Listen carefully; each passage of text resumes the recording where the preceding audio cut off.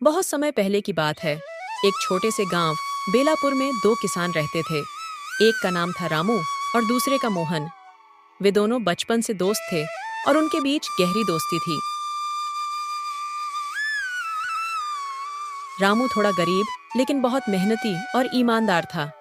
उसके पास एक छोटा सा खेत था जिस पर वह दिन भर मेहनत करके अपने परिवार का गुजर बसर करता था। वहीं दूसरी ओर मोहन बहुत ही आलसी था, जो दिन भर अपने खेतों में खाट पर लेटा रहता और मेहनत वह तो उसके आसपास भी नहीं भटकती थी। रामू की मेहनत की वजह से उसके खेत में खूब अच्छी फसल होती थी, जिसके कारण गांव के सारे लोग रामू से जलते थे। देखिए जी, इस रामू की फसल इस बार भी कितनी अच्छी हुई है। हमेशा इसके साथ ही अच्छा क्यों होता है?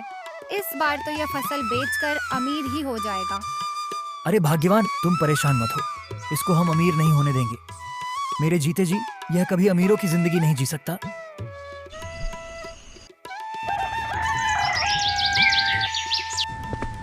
रामू सुबह उठता है और खेत के लिए निकल जाता है और अपनी फसल को देखकर बहुत खुश होता है। अब जाकर रामू की मेहनत सफल हो चुकी थी। अरे वाह, इस बार तो फसल बहुत अच्छी हुई है। लगता है इस बार अच्छी खासी कमाई हो जाएगी। फिर रामू वापस घर की ओर निकल पड़ता है। आज वह बहुत खुश था। अजी, क्या हुआ? आप इतनी देर से क्यों आए हैं? इस बार हमारी फसल अच्छी तो हुई है ना? हाँ भाग्यवान, इस बार फसल तो बहुत अच्छी हुई है। कल कटाई भी करनी है, उसी की व्यवस्था कर रहा हूँ। लगता है इस बार अच्छा मुनाफा हो जाएगा। अजी, यह तो बहुत अच्छी बात है। इससे हमारा गुजर बसर भी ठीक से हो जाएगा और मुन्ने की शादी और पढ़ाई में भी हमारी कुछ मदद हो जाएगी। हाँ, तुम बिल्कुल सही बोल रही हो। सीता, खाना लाओ, बहुत जोर से भूख लगी है। आज जल्दी सोना है क्योंकि कल सुबह 4 बजे खेत में भी जाना है। सीता खाना लगा देती है।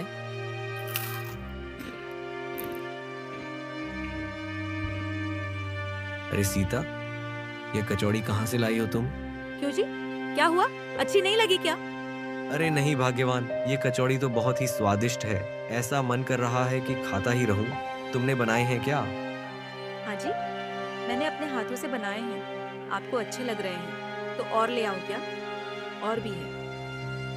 नहीं नहीं भाग्यवान, इतने काफी है। बाकी के खेत में खा लूंगा। अच्छा जी, ठीक है।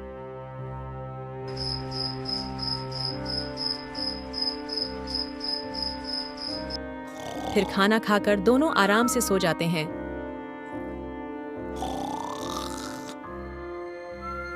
जैसे ही सुबह के 4 बजते हैं तो अचानक से सीता की नींद खुल जाती है और सीता देखती है कि मौसम बहुत खराब हो गया है। हे भगवान, अब तो हमारी सारी फसल खराब हो जाएगी।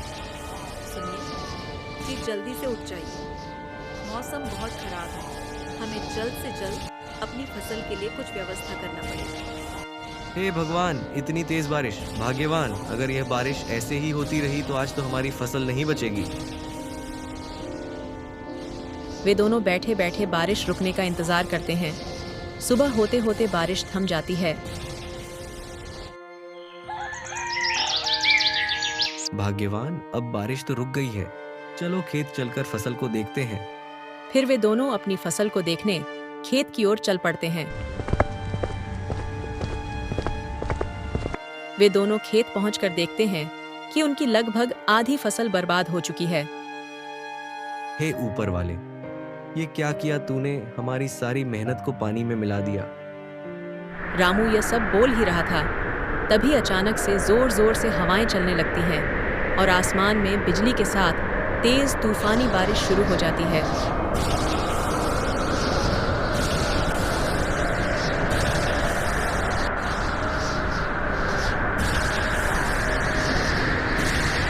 और देखते ही देखते रामू की सारी फसल उनकी आंखों के सामने बर्बाद हो जाती है।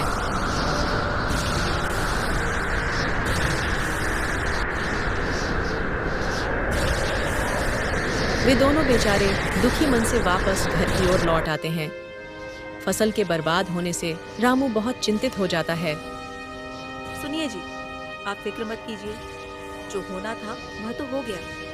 अब हम इसमें क्या कर सकते हैं? जो होता है वह अच्छे के लिए ही होता है। उधर मोहन बहुत खुश था। मौसम की ओर देखकर मोहन अपनी पत्नी से कहता है, देखो, मैंने बोला था ना कि वो अमीर नहीं हो पाएगा, और ऐसा ही हुआ। अच्छा जी, लेकिन हम लोगों की भी तो फसल बर्बाद हो गई है ना। आप इतने खुश क्यों हो रहे हो? आपको तो दुखी होना चाहिए। अरे भाग्यवान, हमने तो अपने खेत में उतना पैसा नहीं लगाया है और ना ही उतनी मेहनत की है, तो इसलिए मुझे तो बहुत खुशी हो रही है कि रामू की सारी फसल बर्बाद हो गई। हमारा तो जब भी इतना फायदा नहीं होता, कम से कम रामू हमसे ज्यादा अमीर तो नहीं बन सकता। उधर रामू को उसकी पत्नी सब्र दिलाती है। 4-5 दिन से लगातार बारिश होती ही जा रही थी, रुकने का नाम तक नहीं ले रही थी। लेकिन रामू को फिर भी उम्मीद थी कि शायद कुछ फसल तो बच ही गई होंगी, इसलिए वह फसल देखने खेत जाता है। वह खेत में पहुंचकर देखता है कि उसकी सारी फसल बर्बाद हो चुकी है। खेत में फसल का नामो निशान तक नहीं है। पूरा खेत पानी से भर गया था।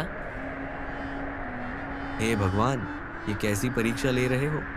सर्दियां आने वाली है और घर में खाने को एक दाना तक नहीं है। रामू यह देखकर बहुत उदास हो जाता है, लेकिन मौसम की मार के आगे वह बेचारा कर भी क्या सकता था।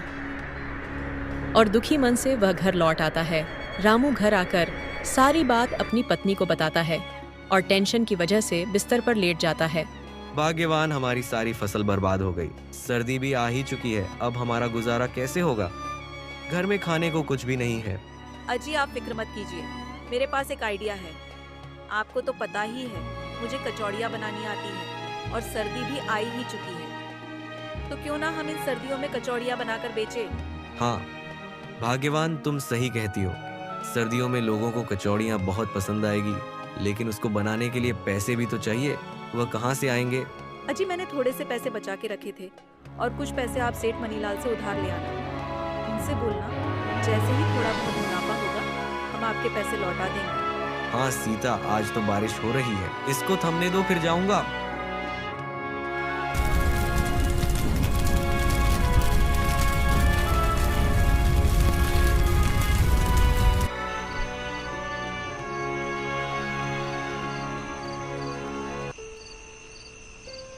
फिर वे दोनों खाना खाकर सो जाते हैं और सुबह होते होते बारिश भी रुक जाती है।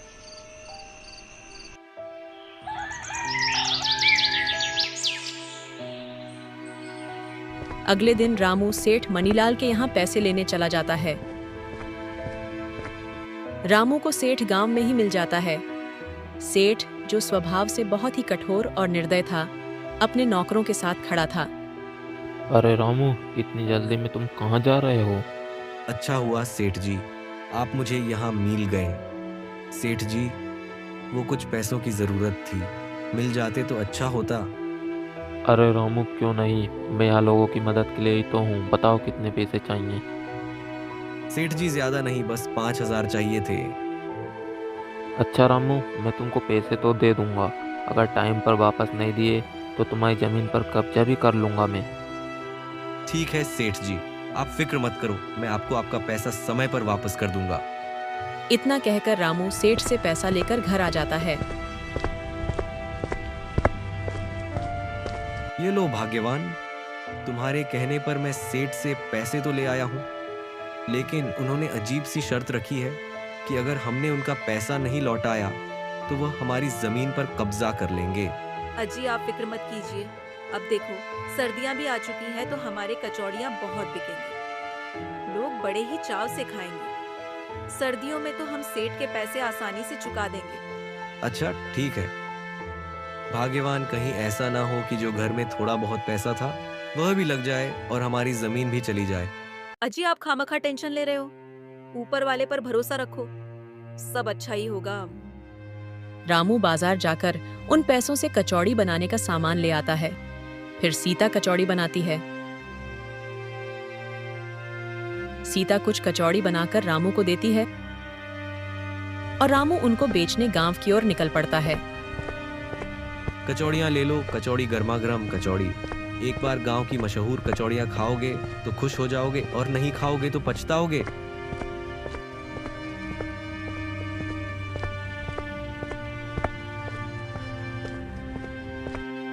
तभी एक औरत रामू से समोसे लेने आती है। अरे भैया, ये कचौड़ी देखने में तो बहुत स्वादिष्ट लग रही है। कैसे दिए? कितने की है एक कचौड़ी? 10 की एक है बहन जी, बताओ कितनी दूं? अच्छा ठीक है, 5 दे दीजिए भैया।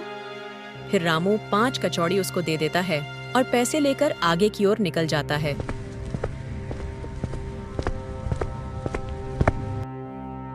धीरे धीरे करके उसके सारे कचौड़ी बिक जाती हैं और रामू घर वापस आ जाता है। अरे सीता, एक गिलास पानी लाओ जरा, आज बहुत थक गया हूँ। हाँ जी, अभी लाई। कुछ कचौड़ियाँ बिकी क्या? नहीं सीता, एक भी कचौड़ी नहीं बिकी और मैं तो आज बहुत ज्यादा थक गया हूँ। आप ठीक कह रहे थे कि हमारी कचौड़ी कोई नहीं खरीदेगा। अब तो हमारे बाकी के पैसे भी खराब हो गए हैं। अरे अरे, मेरी बात तो सुनो। अरे सीता, कुछ कचौड़ियाँ ही नहीं बल्कि सारी हाथों हाथ बिक गई थी। मैं तो मजाक कर रहा था। क्या सच में हमारी सारी कचौड़ी बिक गई है? हाँ बिल्कुल, सीता लोगों को हमारे कचौड़ी इतने पसंद आए हैं कि सारी कचौड़ी झट से बिक गई। ये लो पैसे, इसमें से कुछ पैसे मुन्ने के स्कूल की फीस जमा करने के लिए रख दो और कुछ पैसे से हम अनाज खरीद लेंगे।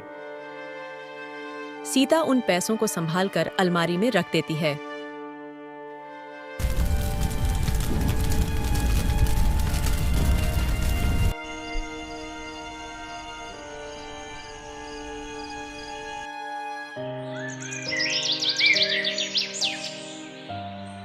अगले दिन सुबह सीता और भी ज्यादा कचौड़ियां बनाकर रामू को देती है और रामू उनको बेचने गांव की ओर निकल पड़ता है। कचौड़ियाँ ले लो, कचौड़ी गर्मा गर्म कचौड़ी। एक बार गांव की मशहूर कचौड़ियाँ खाओगे तो खुश हो जाओगे और नहीं खाओगे तो पछताओगे।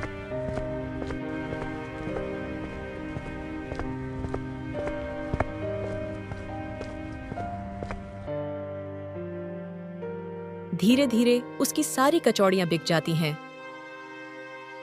जैसे ही शाम होती है, रामू घर आता है। सुनो सीता, हमारी कचौड़ियाँ की तो पूरे बेलापुर में बहुत चर्चे हो रहे हैं। अब मेरे गांव में जाते ही सारी कचौड़ियाँ झट से बिक जाते हैं। सीता ये बात सुनकर बहुत खुश होती है। दिसंबर का महीना आ चुका था और सर्दियां भी अब अपने चरम पर थीं।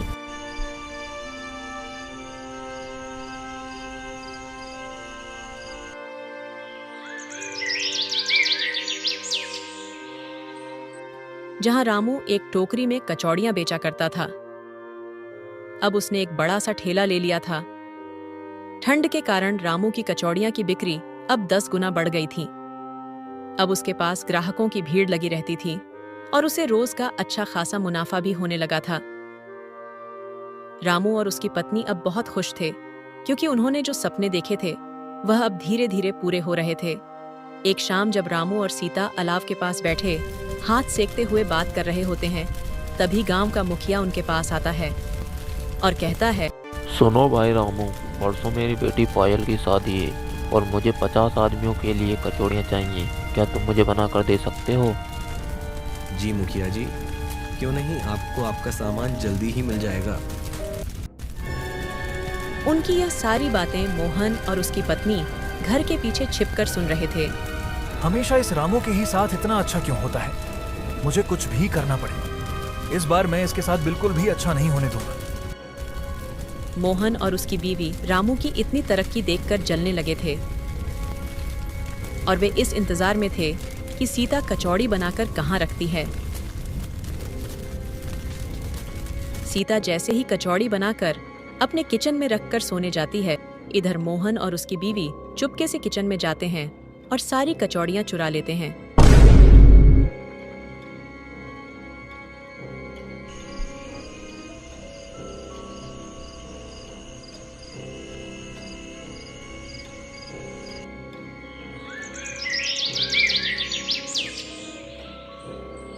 जैसे ही सुबह होती है, कचौड़ियां मुखिया के घर पहुंचाने थे तो सीता किचन में जाती है। उसे वहां एक भी कचौड़ियां नहीं दिखते हैं। ये सब देखकर वह बहुत हैरान हो जाती है और सारी बात अपने पति को बताती है। अरे भाग्यवान, ऐसे कैसे हो सकता है? मैं अभी मुखिया जी के घर जा रहा हूँ और उनसे बोल दूंगा कि बस मुझे आज का समय और दे दो। इतना कहकर रामू मुखिया के घर की ओर निकल जाता है।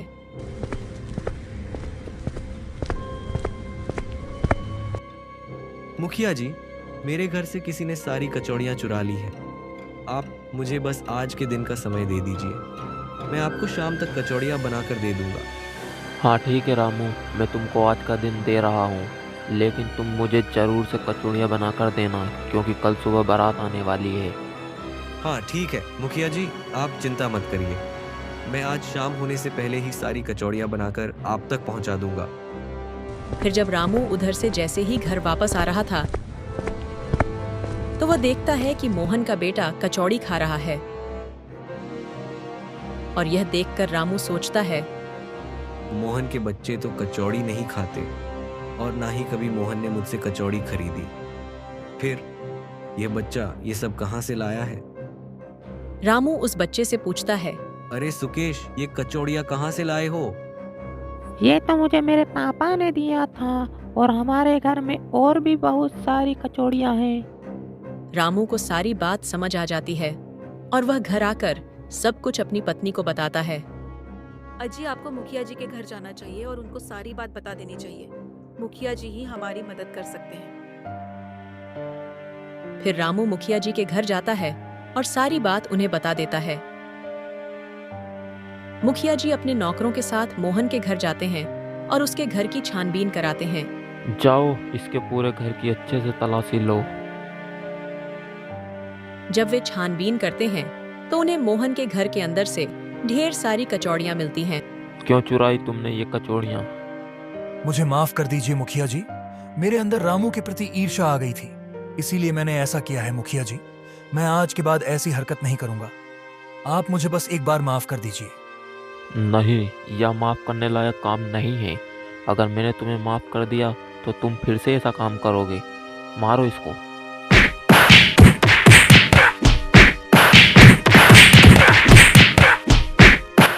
फिर सब मिलकर मोहन की अच्छी धुलाई करते हैं। इस प्रकार मोहन को उसके किए की सजा मिल जाती है और रामू सेठ से लिया गया कर्ज भी चुका देता है और खुशी खुशी अपना जीवन व्यतीत करने लगता है। तो दोस्तों, हमें इस कहानी से यह सीख मिलती है कि जीवन में चाहे कितनी भी कठिनाइयां आ जाएं, लेकिन हमें हमारी मेहनत जारी रखनी चाहिए और किसी का बुरा नहीं सोचना चाहिए।